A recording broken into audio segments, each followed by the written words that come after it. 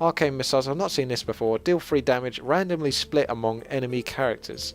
So it's randomly, you're not choosing, but it's only 1 crystal. That's pretty powerful for 1 crystal. So I'm going to select that one. I suppose I should try to get some variety here, but maybe the game balance is so out of whack that every time someone sees an arcane missile card, they pick it over and over and over again. But let's try to get variety, because I'm just starting out. I'm not playing pro at the moment. Now, this is the part where we start... He's chucking the same cards at me, so I'm wondering whether I should try to pick my own cards. I always get another fireball. And there's that polymorph that I wanted anyway. There's a lot of the same cards coming up. I might have to start deleting some of these cards in a moment. Oh, there we go. So it gives you that. You got 2 of this, 2 of that. And now I'll start to move on to other cards. That's a good card if you have other Murlocs. This guy seemed okay, but I don't understand. Was he only able to heal once? That's still kind of useful, considering it only costs 1 crystal. And it puts him on the board, so I'd still say he's the best one to go for there. Taunt is always powerful, but he's like a really cheap taunt character. I'm not sure what battle cry means. Does something when you play it from your hand. What does that mean? Does something? What's something? We'll get the taunt guy because I'm familiar with him. River Crocodile-esque, my boy! He's very tempting. He's always been very good to me, the River Crocodile-esque. But this character allows me to draw a card as well when you pick it, so you get another free card. But that card could be rubbish. And I already have an ability to get 2 cards. Where was it? Arcane Intellect. So we'll... This guy's got charge, but he's only got 1 health, so he charges and suicides. So I'd rather go for the River Crocodile, I think. The Bloodfen Raptor looks just like the River Crocodile, except he's got more damage. So that's always good to have a bit of variety.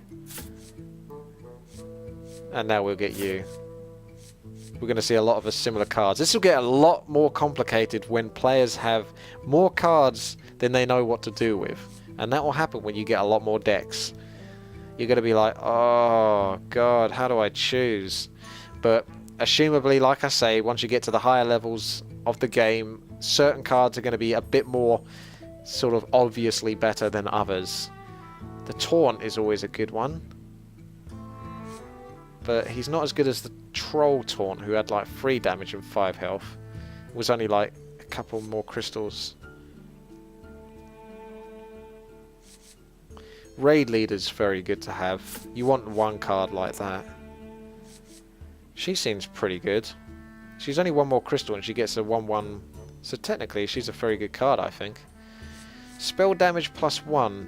Your spell cards deal 1 extra damage. As long as he's out on the board. That could be good for a mage. We'll come back to him if he comes up again.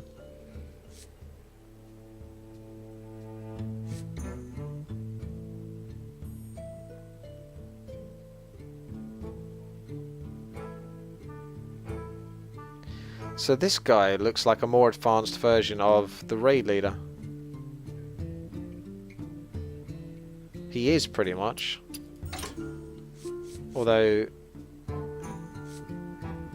this is a more advanced version of the Witch Doctor, the Voodoo Doctor.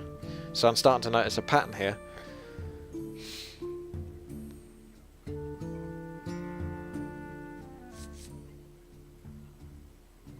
I'm going to go with the Frostwolf Warlord. I did like this card.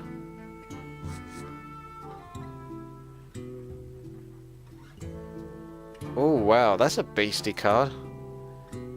He's got 7 health as well. That's quite an unusually high amount of health. And whenever this minion takes damage, he gains +3 attack. But he doesn't have Taunt, so obviously it might work against AI opponents, but I don't think actual players would bother attacking him then for obvious reasons, unless they absolutely had to. But for that reason, I'm not going to pick him, despite the fact that he seems good. But I'm sure that if what I said applies, he's not technically that good. Because why would you attack him then? What's the point? This guy doesn't have any special abilities, but he is a beast. Lord of the Arena. He's only got 2 less health, but he has got Taunt, which is really a very, very, very good ability. Especially when you want to protect a lot of minions that can then do extra damage. So I'm pretty much always going to go for Taunt, unless I find out that Taunt is a bad thing to have, but I don't think it is. So we've got the 7 cards now.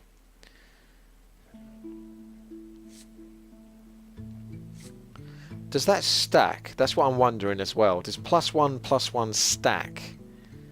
That's what we need to look at. Does it stack with other cards that give the +1/+1 ability? We'll find out. I like the Magma Rager. It's like a proper suicide card. 1 health but 5 damage.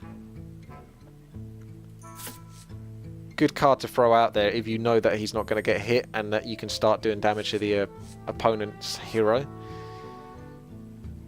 Restores 2 health to all friendly characters. That's a very good card to have in your mix if you have a lot of cards out there.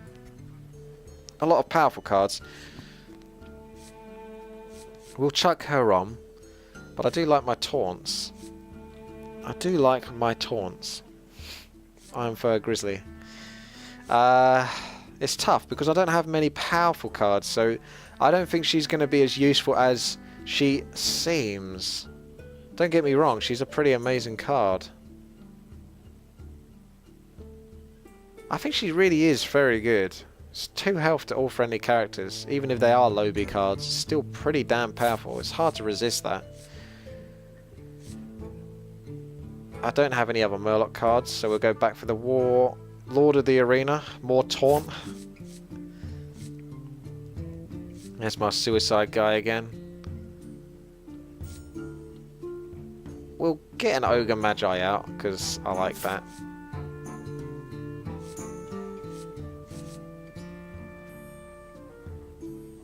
I like this Razorfen Hunter. It's like a way to get lots and lots of cards out. Overwhelm your opponent. This guy can charge. He's got good health. But 2 damage isn't enough. If he had 3 damage, I'd probably go for him. I'm already starting to sort of work out now what's worth it and what isn't. I might be wrong, but I'm getting a feel for it. Do you see what I mean? I'm seeing these cards and I'm recognizing the potential. But if I did this without playing the game, I'd be like, what? What does... Yeah, but what does that even... What? River Crocolisk, one boy, get him out. Oasis Snapjaw, a bit like a taunt card to some degree. 7 health, but again, I don't know. I'd want him to have taunt. Let's go for the Bloodfin Raptor, but you don't want too many cards that are similar at the same time. Now this was the good one. I like this guy. I just felt that for 4 mana, 5 health and 3 attack was a good card. And we don't actually have many charge cards. 7 mana crystals is a lot. 5 health isn't that much for a 7 crystal card. If you think of the potential. Because how much mana... I don't know if I can see the card, but...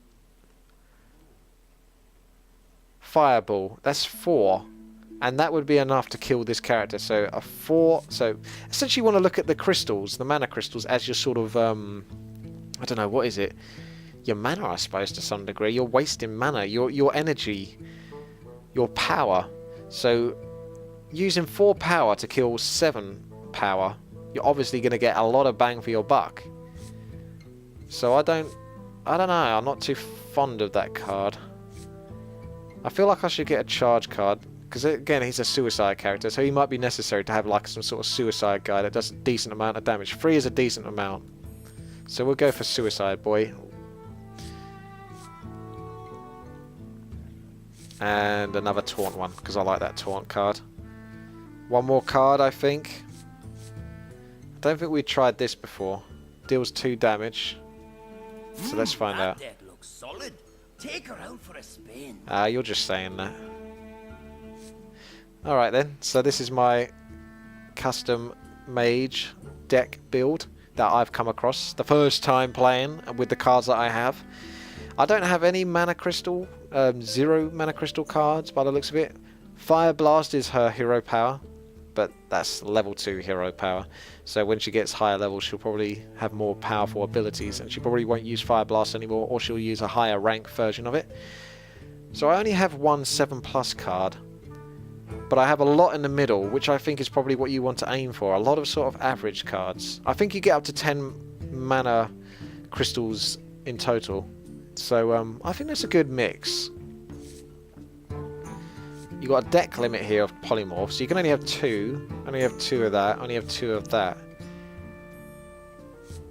And obviously I think what you could do is you could drag cards out and replace other cards. So let's say, for example, I need to replace that with a free card.